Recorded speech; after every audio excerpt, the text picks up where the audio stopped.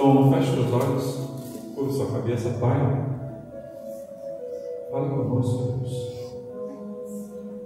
Tira todo medo, tira toda inquietação do nosso coração. Deus, tira toda ansiedade diante das dificuldades que a gente tem enfrentado, diante dos compromissos que a gente vai ter que encarar nessa segunda-feira, nessa nova semana que se inicia. Pai, tira de nós todas estas distrações, Pai, porque pensar nessas coisas agora não vai resolver, Senhor, não vai mudar o quadro, Deus, mas trazer a nossa mente a Ti, direcionar a nossa atenção, a nossa exclusiva atenção, aquilo que o Senhor vai falar hoje. Isso sim pode e vai mudar a nossa história. Então, Deus, seja conosco, que nós possamos devotar esse tempo, te ofertar a Ele, através da nossa atenção, através do nosso interesse, através da nossa necessidade de ouvir a Tua voz. Que assim seja, Senhor, em nome de Jesus. Amém?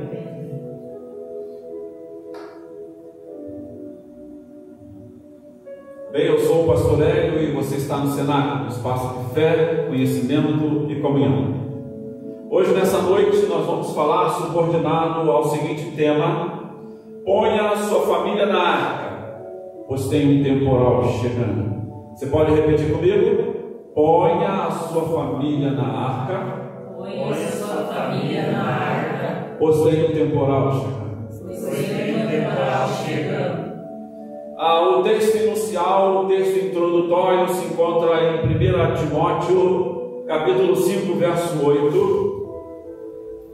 Nós iremos introduzir a nossa fala a partir desse texto, que traz já uma reflexão, já traz uma advertência, já traz um aviso para nós sobre a responsabilidade que nós temos de cuidar da nossa família, de zelar pela nossa família. 1 Timóteo 5,8 diz assim a palavra de Deus: porém aquele que não cuida dos seus parentes, especialmente dos da sua própria família, negou a fé e é pior do que os que não creem. Vou repetir: porém aquele que não cuida dos seus parentes, especialmente dos da sua própria família, negou a fé e é pior do que os que não creem. Diz Paulo na primeira carta a Timóteo, capítulo 5, verso 8. Se você não cuida da tua família, você é pior do que um incrédulo. Existe sobre nossos ombros a responsabilidade de cuidar da nossa casa, de cuidar da nossa família, de nutrir e protegê-la. Cada um de nós tem essa responsabilidade, essa incumbência que Deus nos pediu, Deus nos ordenou. Família é prioridade. Deus é comunidade. Deus é família. Deus é Pai, Deus é Filho, Deus é Espírito Santo. Aleluia. Antes de pôr de pé um paralítico, antes de levar a luz aos olhos dos cegos, antes de multiplicar pães e peixes, antes de dizer para os mortos: saia da cova, o Senhor Jesus realiza seu primeiro milagre numa festa de casamento. O Senhor Jesus realiza seu primeiro milagre no seio de uma família que estava nascendo. Casamento, família, ainda é prioridade para Deus. Pode não ser prioridade para a cultura vigente, pode não ser hoje prioridade para a nossa sociedade, mas para Deus, família é prioridade.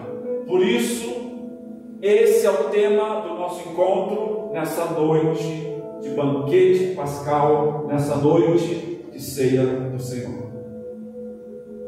E assim, a partir da história de Noé, vamos descobrir juntos o segredo que manteve sua família unida, sua família inabalável, sua família incontaminável com as impurezas de uma cultura mergulhada na violência e na promiscuidade. Muito parecido com a nossa cultura hoje.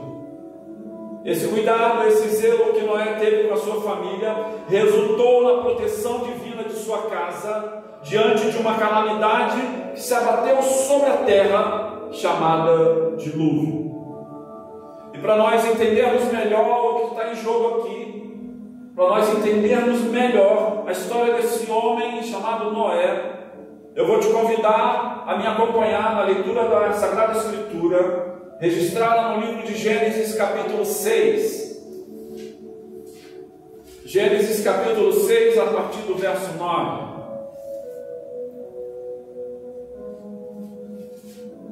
Eu estou usando a nova tradução da linguagem de hoje, para facilitar nosso entendimento. Gênesis capítulo 6, verso 9. Diz assim a palavra de Deus: esta é a história de Noé. Noé era um homem direito e sempre obedecia a Deus, diz o escritor de Gênesis. Entre os homens do seu tempo, Noé vivia em comunhão com Deus. Entre os homens do seu tempo, Noé vivia em comunhão com Deus. Deus conhecia Noé e sabia que ele era um homem obediente. E se ele era um homem obediente, ele era um homem direito, ele era um homem correto, mesmo no meio da sua sociedade, mesmo convivendo com os seus concidadãos, mesmo convivendo com a comunidade a qual ele estava inserido. Portanto, eu poderia inferir que Noé era um homem puro no meio de uma nação impura. Vamos repetir isso? Noé era um homem puro no meio de uma nação impura. Deixa eu te dizer uma coisa nesta noite. Noé era de uma linhagem piedosa. Noé era de uma geração, era da geração de Sete, o terceiro filho de Eva, depois que ela perdeu o seu filho Abel. Ele era dessa raiz de Sete, cujo descendeu o próprio Senhor Jesus, de onde descendeu o próprio Senhor Jesus. Portanto, ele tinha em sua genealogia, em sua geração antecedente, uma série de bons exemplos deixados por eles, o que de alguma forma impactou em sua própria história de vida.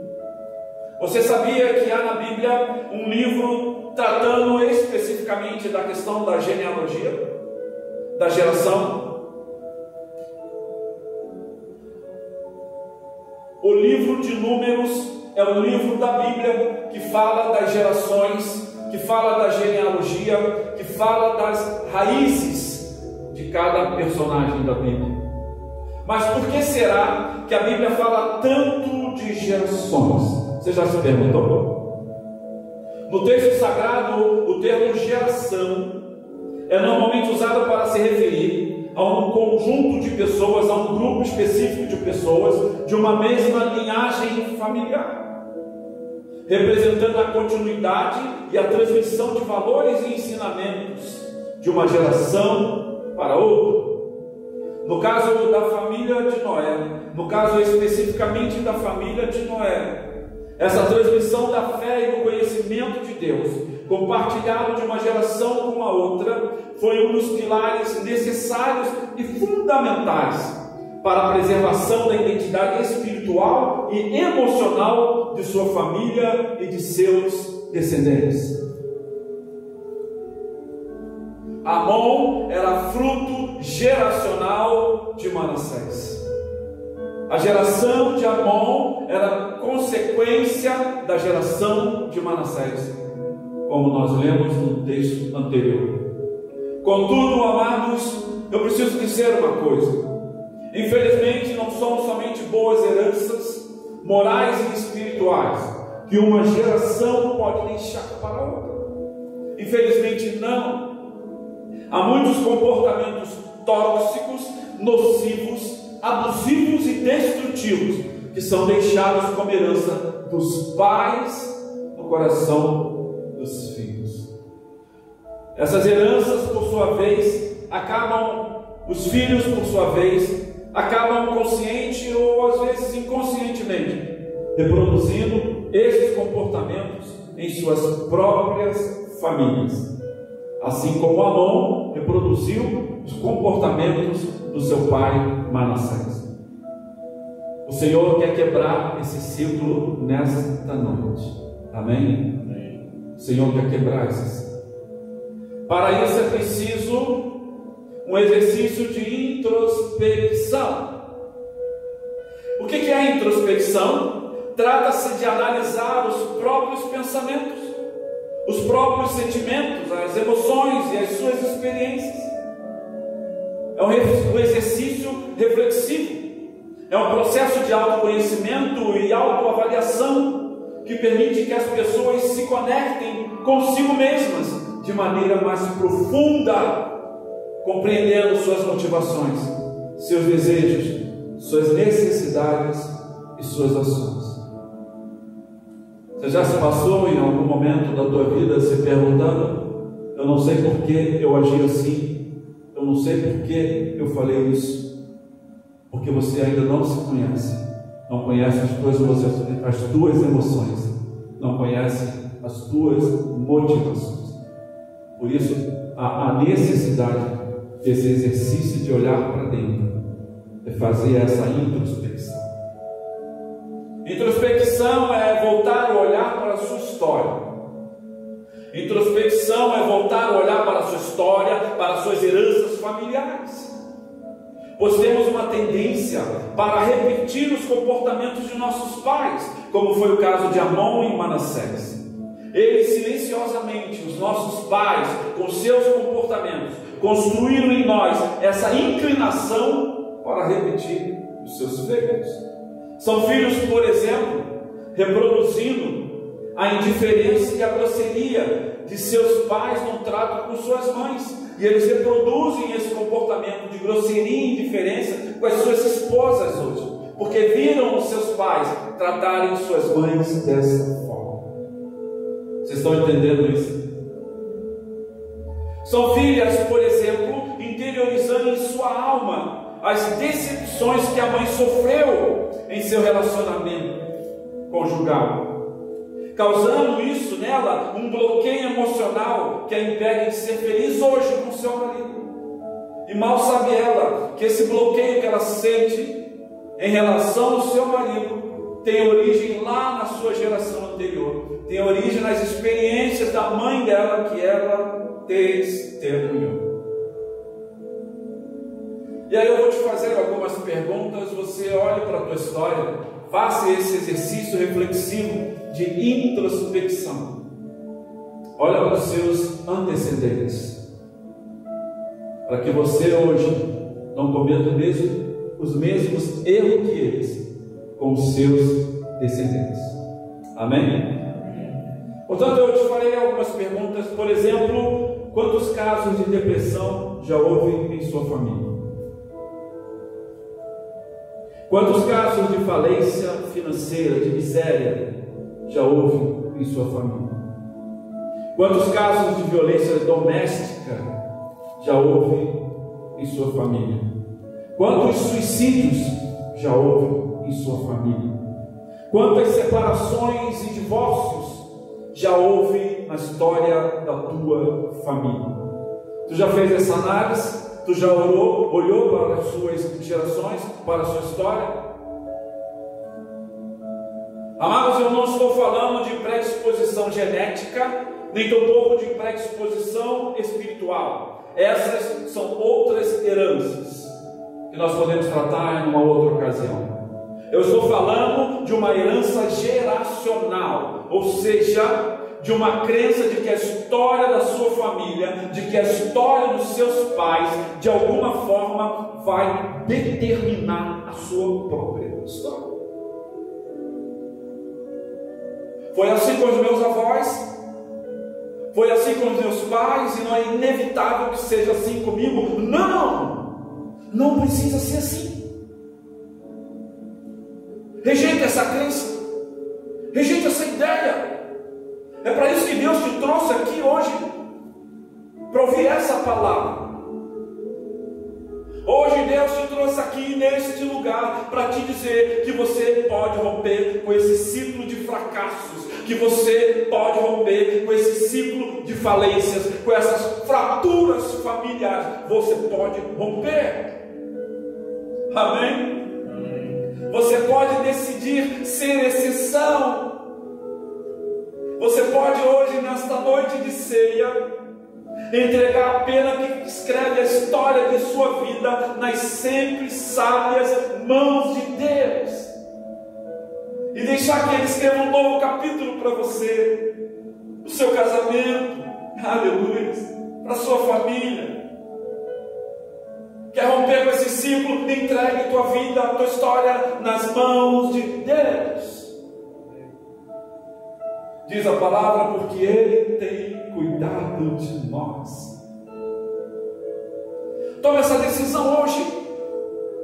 Vire a chave em sua consciência, vire a chave em seu coração, pois mesmo diante de uma geração que fracassou no casamento, mesmo diante de uma geração que fracassou na vida financeira, mesmo diante de uma geração, de uma família que fracassou na saúde emocional, você pode ser a geração que deu certo. Amém? Amém? Amém. Aleluia. Assim como foi com Noé, no meio de uma sociedade que estava falhando com os projetos de Deus para a família. Você pode fazer dar certo. Você não precisa ser Amon, repetir os maus feitos de seu pai. Você pode ter uma história diferente, uma história de felicidade, de sucesso e de paz, porque é isso que Deus quer da tua vida. Amém? A narrativa do dilúvio nos mostra que a paciência de Deus com o pecado tem um limite de tolerância. Observe o texto a seguir, que se encontra em Gênesis capítulo 6, a partir do verso 11. Gênesis 6, a partir do verso 11. Este é o texto fundamental do nosso sermão, da nossa homilia. Diz assim a palavra do Senhor, compartilhada conosco hoje nesta noite. Para Deus todas as outras pessoas eram más, e havia violência por toda parte. Deus olhou para o mundo e viu que estava cheio de pecado, porque todas as pessoas só faziam coisas más. Já não aguentando mais o pecado, já não suportando mais aquela sociedade de pecado, Deus disse a Noé, entenda que lá no primeiro texto que nós lemos, em Gênesis 9, Deus havia visto, olhado para Noé e viu, você é uma boa pessoa, você é um cara direito, você me obedece. É por isso que Deus aqui, depois de fazer essa radiografia da sociedade, e entender que ela está mergulhada na promiscuidade, mergulhada no pecado, totalmente afastada de seus propósitos, ele olha para Noé e diz, resolvi acabar com todos os seres humanos. A paciência de Deus com o pecado tem um limite de tolerância. Erram, se enganam aqueles que estão pecando e achando que Deus não está vendo, e que seus pecados um dia não serão julgados pelo Senhor. Diz mais o texto, eu os destruirei, diz o Senhor, completamente destruirei também a terra, pois está cheia de violência. Isso é Deus falando. Deus estava decepcionado com sua criação. Não foi para isso que os criou. O homem rejeitou a Deus, o seu Pai e Criador, e excluiu ele de sua vida, de sua família, de sua história. Eles rejeitaram os jardins do Pai em troca de um autogoverno, em troca de uma falsa liberdade. Sabe qual é o problema? O problema é que quando você exclui Deus da equação, quando você exclui Deus da tua vida, da tua história, você exclui também a possibilidade de proteção, provisão e salvação de sua família, que só Deus pode dar. Salvação, provisão e proteção. Quando você tira Deus, você tira da tua família essas possibilidades. E você incorre lá no texto anterior, inicial que nós lemos. Aquele que não cuida da sua família é pior do que os incrédulos. Vocês estão entendendo isso? Que tipo de conhecimento e advertência e de responsabilidade está embutido nessa fala, nesta noite? Deus estava decepcionado com a sua criação e resolveu destruir não só o ser humano, mas toda a terra que havia construído. Entretanto, aleluias, uma luz, um feixe de graça brota e vem do trono de Deus. Entretanto, as misericórdias do Senhor que não têm fim e que se renovam a cada manhã, chegam até uma família, chegam até a família de Noé. A misericórdia do Senhor é a causa de não sermos totalmente destruídos por nossos pecados e delitos. Disse Deus a Noé em Gênesis 6,14, nesse toque de graça, Deus está virado com o pecado, Deus resolveu julgar o pecado da humanidade, mas ainda assim Deus é amor, Deus é essencialmente amor. Eu me lembro da palavra que fala que aquilo que o homem plantar, isso ele vai colher, aquilo que o homem semear, isso ele colherá. Noé plantou obediência, Noé plantou santidade, e aqui Deus estava fazendo, dando a Noé a colheita da semente que ele lançou na terra. Assim ele fala em Gênesis 6,14: Noé, pegue madeira boa e construa para você uma grande barca, uma grande arca. Faça divisões nela e tape todos os buracos com piche por dentro e por fora. Aleluia. Impelido por seu infinito amor, Deus oferece sua proteção. Movido por seu infinito amor, Deus oferece seu livramento, sua salvação a Noé. Pois assim como Daniel na Babilônia, Noé era justo, mesmo inserido no contexto de uma cultura injusta. Ele foi fiel, mesmo em meio à idolatria de seu povo. Ele era santo, pois não se deixava contaminar com as impurezas do seu tempo. Noé, assim como Daniel, estava no mundo, mas não se deixava contaminar. É a proposta de Deus para mim e para você. Você pode fazer parte dessa sociedade, mas não precisa necessariamente se contaminar com ela. Amém? Amém. Se contaminar com essa cultura. Cultura? O que é cultura? Cultura é um conjunto de valores morais, socialmente construídos por um determinado povo, que aprova ou condena determinados comportamentos. Isso não significa, contudo, que os comportamentos aprovados pela moral de um povo são comportamentos eticamente corretos aos olhos de Deus. De repente, existem determinados comportamentos aqui nesta cidade, aprovados pela cultura, todo mundo acha legal, é normal, ninguém se incomoda, ninguém se escandaliza, mas Deus não tem. Amém? É nesse ponto que a ética cristã se torna parâmetro de julgamento para alguns comportamentos aceitos pela cultura vigente.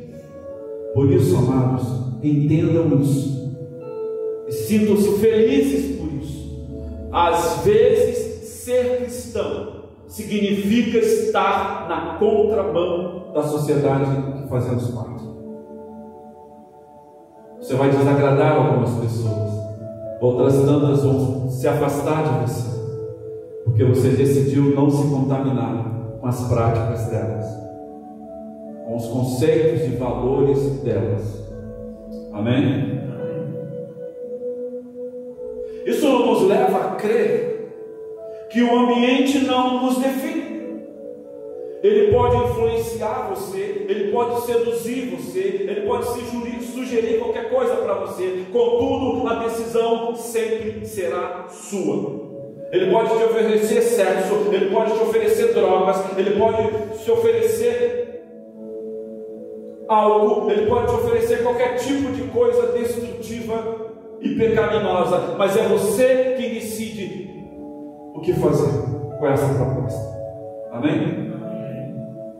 Que rumo irá traçar para a sua vida, para a sua família? Sim, é você que decide. Deus olhou para o coração de Caim, o primeiro homicida da terra, matou o próprio irmão por inveja. E Deus olhou para ele antes desse homicídio e falou: o desejo do teu coração é ruim, Caim. O que está se passando contigo, Caim?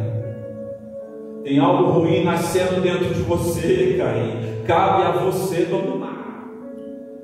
É o teu desejo, é o autoconhecimento. Se é ruim, domina. Se é ruim, exclui. Se é ruim, você sabe que não pode fazer, não deve fazer. Peça força a Deus para vencer isso. Amém? Amém. A pergunta de Josué para o seu povo ecoa em nossos ouvidos nesta noite de ceia.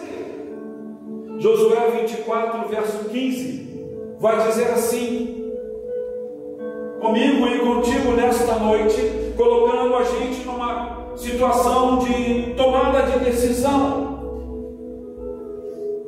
Josué 24, 15 diz assim para você e para mim: mas se vocês não querem ser servos do Senhor, decidam hoje a quem vão servir, diz Josué.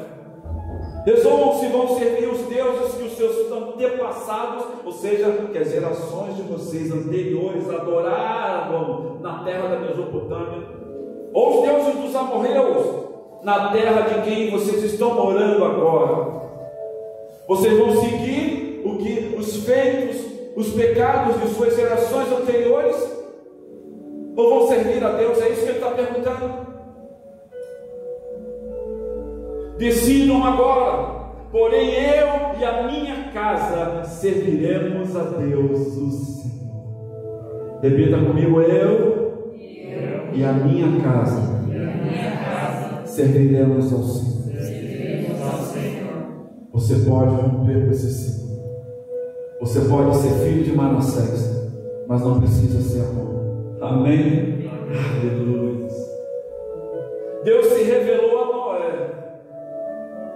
Até aqui Deus está falando com Noé, mas se revelando a Noé de forma direta e de forma pessoal, não significa que Deus deixou a esposa, os filhos e as noras de fora desse projeto. Aleluia.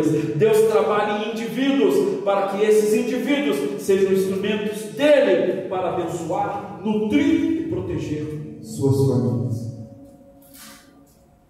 Ele vai alcançar sua casa através de você. Noé está aqui hoje, patriarca, sacerdote da tua casa. Ele vai salvar sua família através de você. Seja fiel aos conselhos do Senhor. Obedeça como Noé obedeceu as instruções de Deus, e assim as águas, agindo assim, as águas do julgamento divino não alcançarão sua casa, não afogarão suas famílias. Gênesis 6:17 diz assim: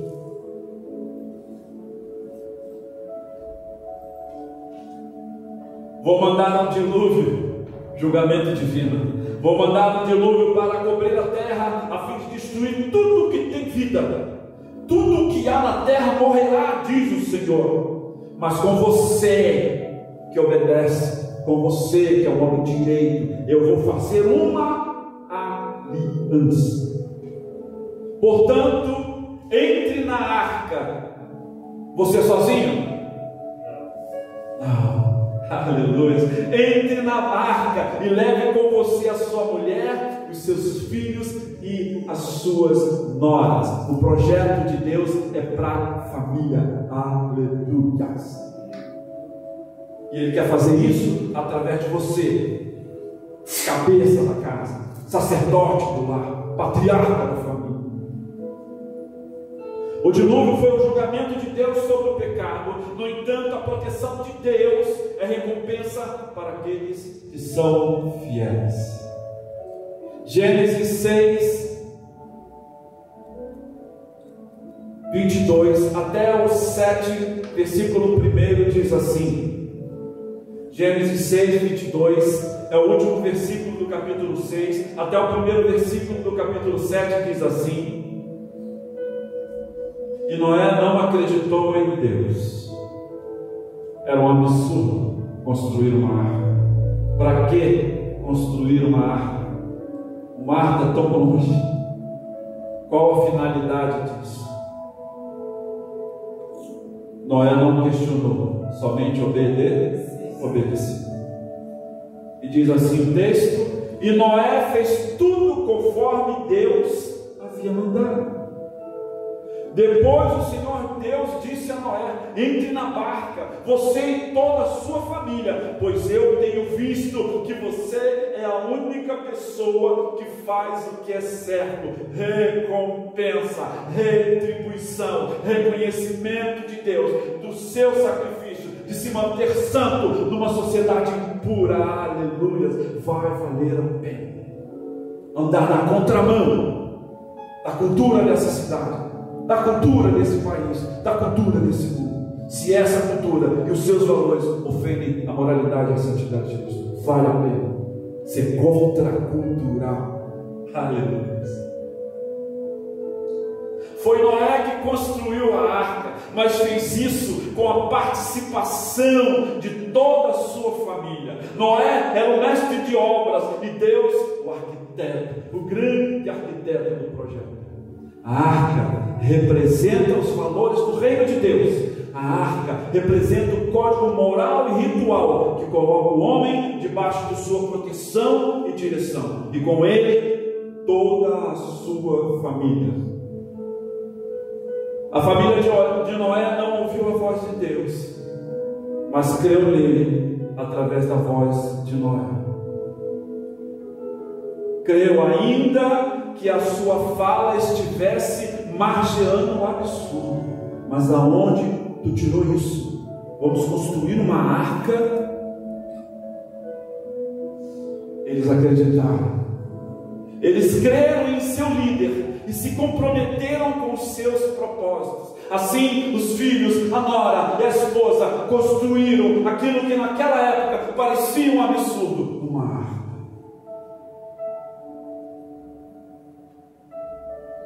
Você poderia estar me perguntando nessa noite: mas pastor, como convencer a minha família a se engajar com os propósitos de Deus para nossas vidas? Como convencê-los a acreditar que estou fazendo a vontade de Deus? Quando eu decido me mudar, quando eu decido sair do emprego, quando eu decido dar prioridade para uma coisa em detrimento de outra, quando eu apresento um projeto, um plano para a nossa família? Como convencê-los que eu estou seguindo uma direção do Espírito Santo? Como fazê-los seguir, pastor, a minha liderança? Eu estou desacreditado na minha casa, eu não sou honrado na minha casa. Bem, eu tenho duas coisas para falar para vocês. Aleluia. Primeira coisa que eu tenho para falar para você, que Deus quer nos ensinar hoje: quer que tua família siga você, quer que a tua família respeite você, quer que a tua família acredite que Deus está dirigindo você para cuidar dela. Seu exemplo fala mais alto que as suas palavras. É a primeira coisa. Uma coisa é você ter uma intimidade com Deus, a ponto de crer para além das possibilidades, a ponto de crer para além do mundo real e de suas leis naturais. Uma coisa é você crer, outra coisa é sua família acompanhar a sua crença, a sua família acreditar em suas palavras e em seus conselhos. A tua experiência com Deus não necessariamente é a experiência da sua família. Se não houver testemunho, amém? Não adianta abrir a Bíblia, segue isso, segue aquilo outro, se você não segue, se você não faz. A relação de obediência de Noé com Deus era o ponto de apoio de sua autoridade como líder de sua família. Essa obediência era sustentada pela fé que Noé depositava em Deus. A obediência vinha da fé. Deus existe. E Ele me ama. E Ele quer isso para mim. Então eu vou obedecer. Eu creio que Deus existe. Eu creio nos propósitos de Deus na minha vida. Então eu vou obedecer a Deus. A obediência vem da fé. E isso produzia em Noé comportamento. E o seu comportamento falava mais alto e mais profundo que suas palavras, tanto no coração da sua querida esposa, quanto no coração dos seus filhos e até mesmo de suas noras. Tem uma frase que diz: eu não consigo ouvir o que você fala, porque o que você faz grita mais alto. Eu não consigo acreditar nesse parabéns pelo dia da mulher, se você me despreza, se você é indiferente comigo, se você é grosso comigo o tempo inteiro. Como parabéns pelo dia da mulher? Eu não consigo ouvir essas palavras gentis e carinhosas pela maneira que você me trata, porque ações denunciam palavras. Amém? O segundo ponto que eu gostaria de colocar como forma de instrução para nós, líderes de família, nós de nossas casas, responsáveis por proteger e cuidar delas. Sua família precisa se reconhecer em seus planos. Os teus planos de futuro, os teus planos hoje, inclui a tua mulher, inclui teus filhos. Você chama eles para resolver juntos uma questão. Vocês planejam juntos, sonham juntos, oram juntos, estão em acordo? A palavra de Deus em Amós 3,3 diz: como podem caminharem juntos se estão em conflito de interesses, se não têm acordo? A sua família precisa estar inserida em seus projetos, líder, em seus planos para o futuro. Como me engajar em um empreendimento dessa envergadura, construir essa arca enorme, se eu sei que pelo teu comportamento tu não vai me deixar entrar, tu vai embarcar nessa sozinho, eu vou ser deixada para trás com meus filhos, nesse seu egoísmo latente, visceral, epidérmico. Eu não tenho como colaborar ou investir nos teus planos, porque eu não me vejo no teu futuro. Há uma diferença básica entre ser líder e ser chefe. Em essência, essa diferença está na capacidade que um líder tem de inspirar e motivar com seu exemplo, não com sua fala. Um chefe é capaz de liderar somente se ele inspira, se ele motiva com o seu exemplo. Senão, ele será apenas alguém que lidera com base na hierarquia, que lidera com base na ordem, no mando, no medo da punição, na imposição autoritária e machista. Jesus é o nosso referencial de liderança. Ele liderava com os pés no chão, mas com o coração no céu. Estar com os pés no chão representa um trabalho a ser realizado aqui, na sua família, aqui na terra, na tua casa, em comunhão, em família, para benefício mútuo. Ter o coração no céu é estar em sintonia com Deus, para que esse trabalho seja feito segundo a sua vontade, a vontade de Deus para a sua família. Ele não Ele quer abençoar você, Ele quer abençoar a sua família através de você, Noé. Aleluia. Um líder segundo o modelo de Jesus não manda, um líder segundo o modelo de Jesus não ordena, um líder segundo o modelo de Jesus não impõe, mas influencia com seu exemplo de comprometimento e amor. Na família cristã, esta função repousa sobre a figura do marido, cuja responsabilidade encontra paralelo na liderança de Cristo em sua igreja. Portanto, operador lógico de conclusão, portanto, para que você, marido, para que você, Noé, tenha legitimidade para assumir essa posição de sacerdote no seu lar e ver sua família acreditando em seus sonhos, acreditando em seus projetos, será necessário que você seja para a sua família aquilo que Jesus é para a sua igreja. Está na hora de aprender a ser homem. Não um homem segundo a cultura, que grita, que manda, que ofende, que despreza, que silencia, que não responde, que faz birra. Não. Ser um homem como Jesus foi. Quer saber como? Vamos ler o Evangelho de Marcos, capítulo 10, verso 45. Aprender a ser homem como Jesus foi, aprender a ser líder como Jesus foi. Marcos 10, 45. Muitos se casam para se servir da mulher, muitos têm filhos e usam seus filhos, usam sua família para satisfazer seu desejo, para alcançarem seus objetivos, para realizarem os seus planos, mas não inserem eles nessa história. Eles se sentem sempre em segundo plano, desprezados, descuidados, desnutridos afetivamente.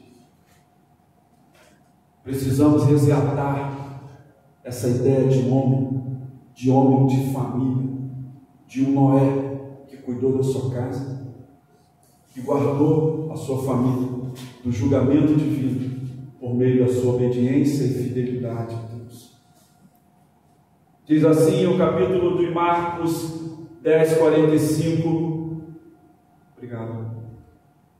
Porque até o Filho do Homem, está falando de Jesus, não veio para ser servido, mas para servir e dar a sua vida para salvar muita gente. Os homens podem repetir isso comigo? Vamos lá? 1, 2, 3. Porque até o Filho do Homem não veio ser servido, mas para servir e dar a sua vida para salvar muita gente. Muita gente, principalmente os da sua casa.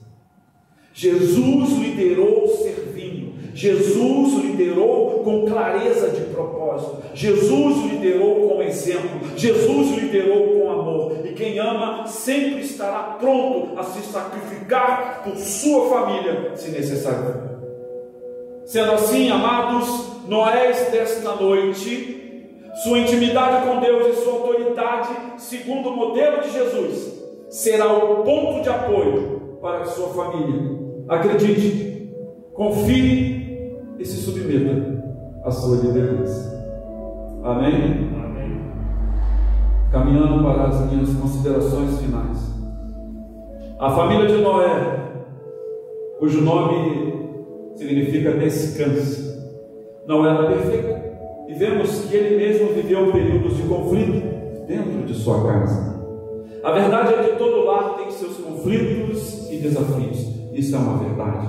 Todavia, uma casa estabelecida sobre a rocha, ou seja, sobre os princípios morais do reino de Deus, tem um mediador poderoso para direcionar a família para a melhor decisão diante dos impasses, diante das crises, diante dos conflitos de interesse.